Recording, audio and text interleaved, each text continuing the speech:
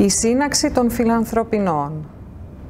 Κατέβηκα την πίσω σκάλα του σπιτιού και πήρα το πέτρινο καλντερίμι που έβγαζε στη νότια πύλη του κάστρου. Η πόλη των Ιωαννίνων ήταν πνιγμένη στην ομίχλη. Έβρεχε όλη τη νύχτα. Το χειμωνιάτικο κρύο περνούσε μέσα από τα χοντρά λιναρένια ρούχα και περώνιαζε τα κόκαλα. Πέρασα μπροστά από τη μικρή και πανόμορφη εκκλησία του αγαπημένου μου Άγιου Βάρβαρου πριν φτάσω στη μεγάλη τοξωτή πετρόχθιστη θύρα εξόδου. Βγήκα από το κάστρο περνώντας την παλιά ξύλινη γέφυρα. Γύρω από τα ψηλά τείχη η λίμνη Παμβώτης έμπαινε με τα νερά της και έγλυφε την πόλη με την πλατιά και βαθιά τάφρο. Έστριψα αριστερά και σε μικρή απόσταση το μονοπάτι με έφερε στη σκάλα. Μια βαριά μυρωδιά απλωνόταν στην ατμόσφαιρα από τα ταμπάκικα της σκάλας. Άνθρωποι και δέρματα είχαν πιάσει όλη την ακρολιμνιά στην καθημερινή πάλη της επεξεργασίας, όπου το υγρό στοιχείο της λίμνης είναι το απαραίτητο συστατικό της ολοκλήρωσης ενός προϊόντος που προοριζόταν για την αγορά. Ο Τζανέτος ο Βαρκάρης με περίμενε. Με ένα βαρύ παλτό ως κάτω και με κουκούλα στο κεφάλι, ίσα που φαινόταν το πρόσωπό του, με τα μεγάλα κόκκινα μάτια και τα πυκνά κατσαρά γένια. Είπε «Τι λες, αφεντικό, να τολμήσουμε? Ο καιρός χειροτερεύει. Δεν γίνεται να αναβάλουμε», είπα. «Μας περιμένουν. Εντάξει, φύγαμε». Με μια μεγάλη δρασκελιά μπήκε στη βάρκα και άπλωσε το χέρι προς εμένα να στηριχτώ και να μπω με τη σειρά μου. Έβγαλε κάτω από την κουπαστή ένα τσόλι και το άπλωσε πάνω στη σανίδα στη μέση της βάρκας. Μου είπε «Κάτσε εδώ, είναι στεγνά». Με το μεγάλο κουπί έσπρωξε τη βάρκα προς τα μέσα και ξεκινήσαμε. Η βροχή δυνάμωνε και η ομίχλη έκρυβε το νησάκι. Ο Τζανέτος κοπηλατούσε δυνατά και με γρήγορες κινήσεις. Φαινόταν πως βιαζόταν να φτάσουμε γρήγορα, πριν δυναμώσει ο άνεμος και σηκώσει μεγαλύτερο κύμα. Σε λιγότερο από μια ώρα πιάναμε το μικρό, πετρόχθιστο λιμανάκι κάτω από το μοναστήρι των Αρχόντων Φιλανθρωπινών, που ήταν και ο προορισμός μας. 1542 χρόνια μετά Χριστόν και το μεγάλο μοναστήρι βρισκόταν στις μεγάλες του δόξες. Έτσι έλεγε ο ηγούμενος κύριο Άσαφ, που με κάλεσε να ειδώ από κοντά τα έργα του. Μέσα στην πηχτή ομίχλη, μια σκιά βγήκε από τη δυτική είσοδο του μοναστηριού και μας καλωσόρισε. Ο νεαρός μοναχός Θεόκτιστος μας οδήγησε από το διαβατικό στη μικρή εσωτερική αυλή και από εκεί μας ανέβασε στο αρχονταρίκι. Καθίσαμε και περιμέναμε ώσπου φάνηκε ο ηγούμενος κύριο Άσαφ ο Φιλανθρωπινός. Είπε πως με τέτοια κοσμοχαλασιά δεν με περίμενε. Πως εκφράζει τη μεγάλη του χαρά που με βλέπει, ελπίζει να μείνω όλη τη μέρα μαζί τους και πως στο ναό με περίμενε ο μεγάλος καλλιτέχνης με το συνεργείο του. Ρουφήξαμε με τον Τζανέτο από ένα ζεστό τσάι, καθώς στεγνώναμε τα ρούχα μας κοντά στο αναμένο τζάκι. Ο κύριο Άσαφ ξανάρθε. «Στεγνώσατε και ζεσταθήκατε? Άμα είστε έτοιμοι, θέλετε να κατεβούμε στο ναό?» Περάσαμε από ένα μακρύ εσωτερικό μπαλκόνι. Κατεβήκαμε μια ξύλινη σκάλα. Περπατήσαμε στην αυλή και μπήκαμε στο ναό από την νότια είσοδο. Είχα μια αγωνία και μια έγνοια, αλλά προσπαθούσα να είμαι συγκρατημένος και ψύχρεμος. Αγωνία γιατί θα γνώριζα το Φράγκο Κατελάνο, ένα φημισμένο ζωγράφο για τον οποίο μιλούσαν με ενθουσιασμό όλοι όσοι ήξεραν από ζωγραφική. Είχα και μια έγνοια. Άραγε πώς θα με αντιμετώπιζε? Θα ήταν καταδεκτικός και φιλικός ή είχε μαζέψει πάνω του όλες τις παραξενιές των καλλιτεχνών? Η σκέψη μου κόπηκε στη μέση και έμεινα τελείωτη, γιατί καθώς μπήκαμε στο ναό, ο ζωγράφος Κυρφράγκος ο Κατελάνος ήρθε προς το μέρος μου. Ψηλός και αδύνατος, με μαύρα μακριά ίσια μαλλιά που τάδαινε πίσω με σπάγκο, με λαχρινό πρόσωπο και μαύρα μεγάλα μάτια. Είχε σηκώσει το κάτω μέρος από το χιτώνα και το είχε περάσει στην πλατιά δερμάτινη ζώνη του, ενώ τα μεγάλα μανίκια, καθώς σήκωνε τα χέρια κάνοντας κινήσεις όσο μιλούσε, έμοιαζαν με φτερά, έτοιμα να πετάξουν. «Καλώς ήρθες», είπε απλά, καθώς μου έσφιγγε το χέρι. Ζεστάθηκα από την πρώτη στιγμή. Ένιωσα τη θάλασσα να γαληνεύει μέσα μου. Είπα, «Χαρά μου και τιμή μου που σε γνωρίζω. Πρώτα εσένα και ύστερα την τέχνη σου». Χαμογέλασε ικανοποιημένος. Σήκωσε το χέρι του και μου έδειξε πάνω στη σκαλωσιά τους βοηθούς του που ζωγράφιζαν εκείνη τη στιγμή τον βόρειο τοίχο. Ο ένας, με καπέλο και πράσινο φόρεμα, έβαζε με το πινέλο του χρώματα στο καράβι του Αγίου Νικολάου. «Ο Φράγκος», είπε ο ζωγράφος. «Ο Φράγκος Κονταρής. Έμαθε κι αυτός και ο αδερφός του Γεώργιος την τέχνη κοντά μου. Ο Φράγκος είναι και βαφτισιμιός μου. Του έδωσα το όνομά μου. Στεκόμουν αόρθιος στη μέση της λιτής, δίπλα στον κύριο Άσαφ τον ηγούμενο, και κοίταζα μία το μαέστρο και μία τους μαθητές του που ζωγράφιζαν και σιγόψελναν μαζί. Ο Γεώργιος, με μακριά ξανθά μαλλιά, έσκυψε από τη σκαλωσιά και ρώτησε, «Δεν σε περιμέναμε. Με τέτοιο καιρό σήμερα. Πρέπει να είσαι πολύ τολμηρός». «Είχα καλό καπετάνιο», είπα με νόημα, κοιτάζοντας τον Τζανέτο. Καθίσαμε στα στασίδια πλάι-πλάι. Ώρες πολλές. Σαν φίλοι που είχαν από καιρό να συναντηθούν και είχαν πολλά να πούν. Ο μαέστρος κυρ Φράγκος μιλούσε ακατάπαυστα. Απαντούσε αναλυτικά και με κάθε λεπτομέρεια σε κάθε μου ερώτηση. Συχνά ζητούσε και τη συνένεση του ηγουμένου κύριο Άσαφ.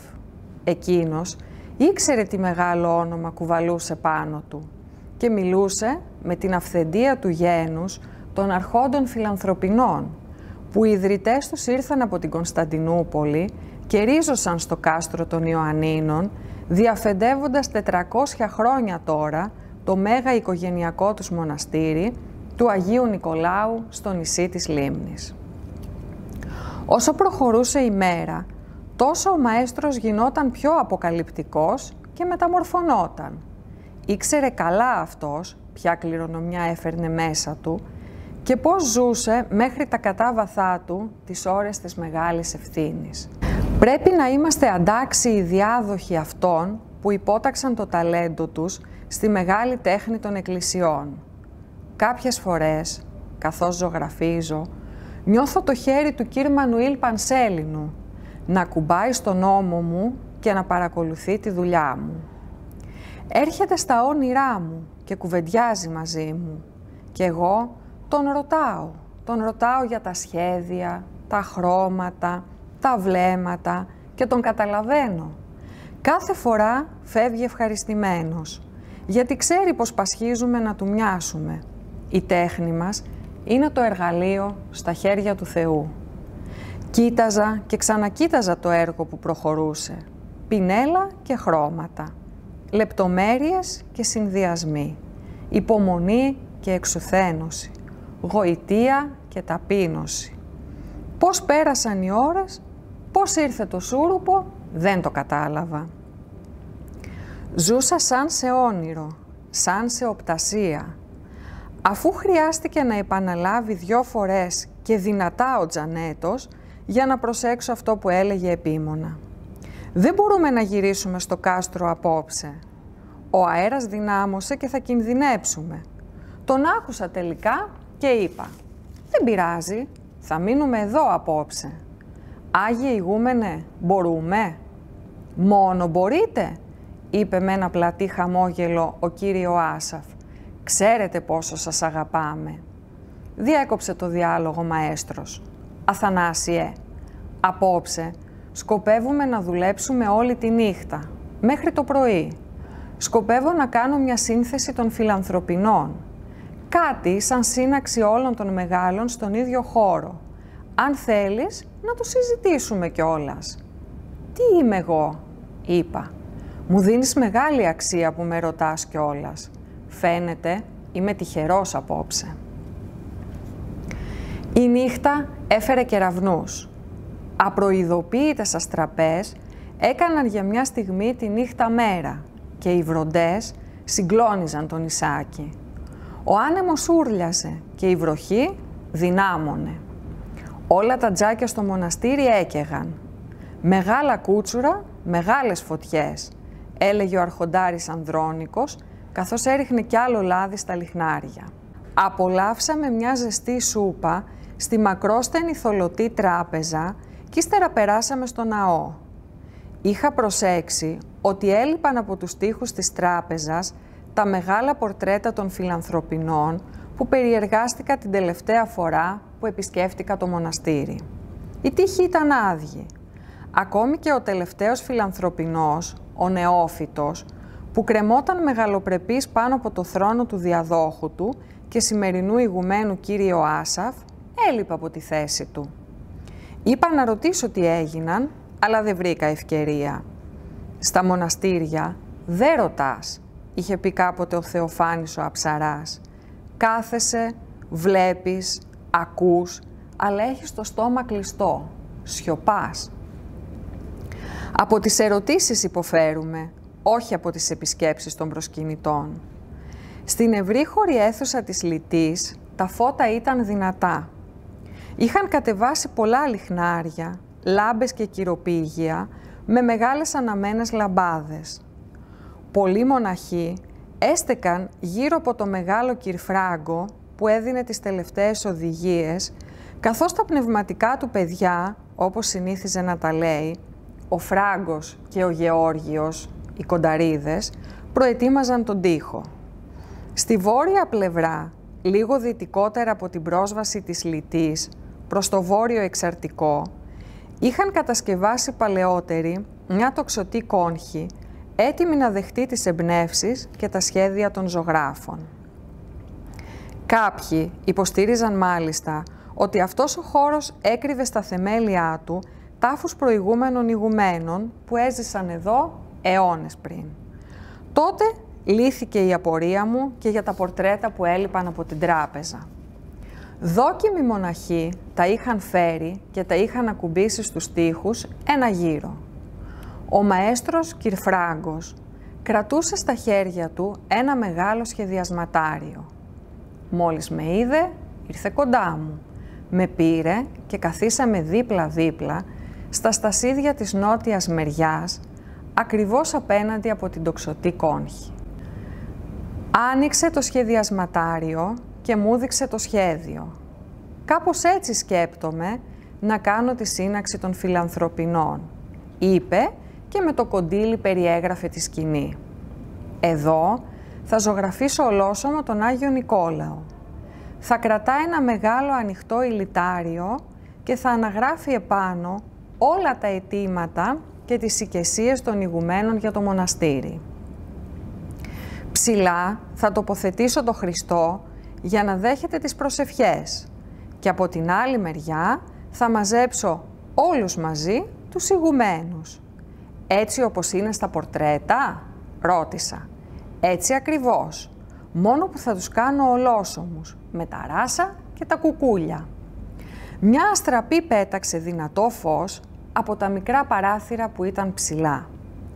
Ακολούθησε η βροντή που μας συγκλώνησε όλους. «Είναι η επιβεβαίωση του ουρανού για ό,τι θα κάνουμε απόψε», είπε με νόημα ο μεγάλος δάσκαλος των χρωμάτων.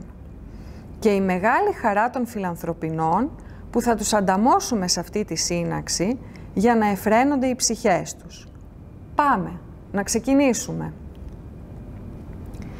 Η προετοιμασία του τοίχου είχε τελειώσει. Ο φρέσκος σοβάς σκορπούσε μια μυρωδιά υγρασίας και φρεσκάδας.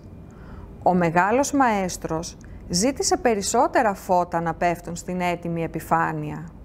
Ύστερα στάθηκε όρθιος μπροστά στον τοίχο και με αριστοτεχνικές κινήσεις άρχισε να σχεδιάζει. Το κάρβουνο άφηνε μαύρες γραμμές που μετατρέπονταν σε συγκεκριμένα σχήματα. Έπαιρναν μορφή. Ζυγιάζονταν 3 ισορροπημένα τμήματα ενωμένα σε μια θαυμαστή σύνθεση που όμοια δεν θυμούνται ως τότε ούτε οι ειδικοί περί τα τι αυτά. Οι δόκιμοι μοναχοί σε κάθε νόημα του Κυρφράγκου έφερναν δίπλα του και από ένα πορτρέτο. Αυτός το μελετούσε και το σχεδίαζε. Για πολλή ώρα, μία το πορτρέτο και μία η απόδοση στον τοίχο με το κάρβουνο περνούσαν και ξαναπερνούσαν από τη διαπεραστική ματιά του καλλιτέχνη. Πρέπει να ήταν μεσάνυχτα, όταν ο καπελάνος πρόσταξε. «Πινέλα και χρώματα!» Οι νεαροί κονταρίδες έσπρωξαν προς αυτόν ένα τροχοφόρο πάγκο με μεγάλη ποικιλία χρωμάτων και πολλές δεκάδες πινέλα. «Τα χρώματα τα φτιάχνουμε μόνοι μας», στράφηκε προς εμένα. «Από φλούδες καστανιάς, πράσινο καρύδι, φύλλα καρυδιάς και άγουρο σίκο, ρίζες δέντρων, κάπνες από δαδί, ασβέστη, λουλάκι, γεώδη χρώματα, ένα σωρό ουσίες από τη φύση. Τρίβουμε όλα τα υλικά, τα ξηραίνουμε, τα κάνουμε σκόνη στο γουδί. Είναι ανεξίτηλα». Οι κονταρίδες υπάκουαν στα νοήματα του δασκάλου τους και με ταχύτητα προετοίμαζαν πάνω στον πάγκο τους συνδυασμούς των χρωμάτων. Εκείνος, αλλάζοντας συνέχεια πινέλα και χρώματα, ζωγράφιζε.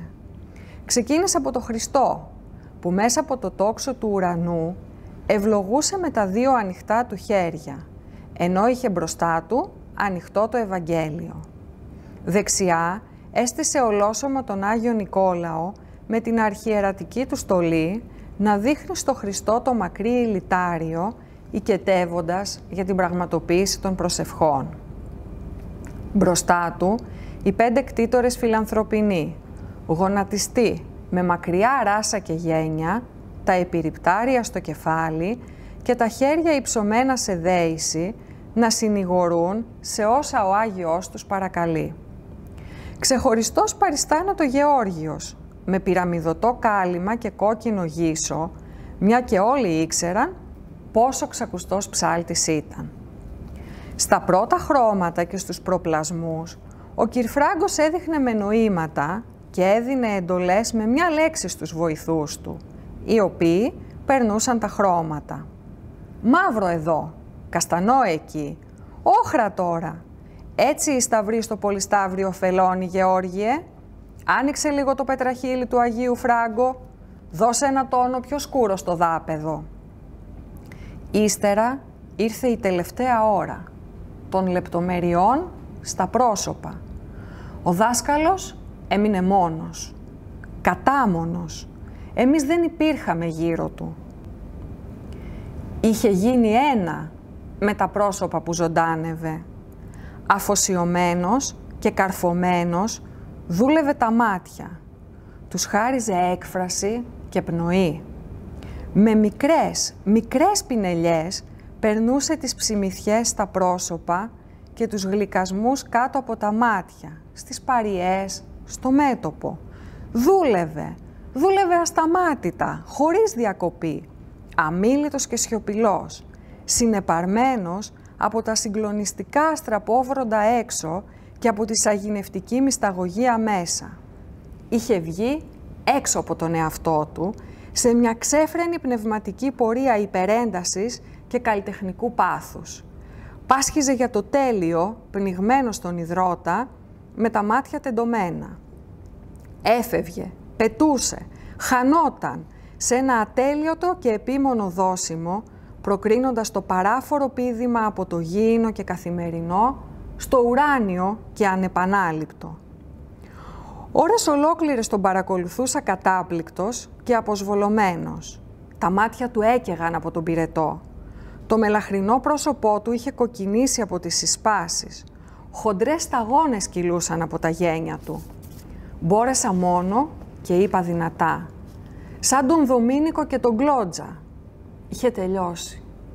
Άφησε το πινέλο και έκανε 2 βήματα προς εμένα, σαν υπνοτισμένος. «Είπες τίποτε?» με ρώτησε, καθώς ακουμπούσε στοργικά το χέρι του επάνω μου. Και γυρίζοντας στους κονταρίδες, πρόσταξε. «Γράψτε τα γράμματα που είπαμε». Σύρθηκε ως την νότια είσοδο και χάθηκε στην αυλή. Ο αρχοντάρης Ανδρώνικος που ήρθε σε λίγο, είπε πως έπεσε ξερός σε ένα ξύλινο κρεβάτι και πως ακουγόταν ως το ηγουμενείο η βαθιά του ανάσα. Μείναμε κάμποσο ακόμα, όσο και οι 2 μαθητές καλλιτέχνες ολοκληρώσουν τη σύνθεση με τα γράμματα. Έγραψαν την επιγραφή στο ανοιχτό Ευαγγέλιο του Χριστού, τη μεγάλη επιγραφή στο μακρινάρι του Αγίου και τα ονόματα πάνω από τις μορφές των φιλανθρωπινών. Μιχαήλ, ο Μέγας Οικονόμος, Γεώργιος, ο Πρωτασικρίτης, Μακάριος, Νεόφυτος και ο Μουρίκης ο Σακελάριος. Όταν βγήκαμε από το ναό, είχε ξημερώσει. Η βροχή είχε σταματήσει και η ομίχλη διαλύθηκε. Χαιρετήσαμε τον κύριο Άσαφ. Τον ευχαριστήσαμε, όπως αρμόζει σε τέτοια περίσταση. Είπαμε 2 λόγια με τους κονταρίδες για το μεγάλο δάσκαλο και όλα τα άλλα τα κλείσαμε στη σιωπή μας για να καρποφορήσουν όποτε έρθει εκείνη η κατάλληλη εποχή και η ευλογημένη ώρα. Ο Θεόκτιστος μας συνόδεψε ως το λιμανάκι. Καθώς έμπαινα στη βάρκα, με ρώτησε «Πού είναι η δική σας δουλειά?»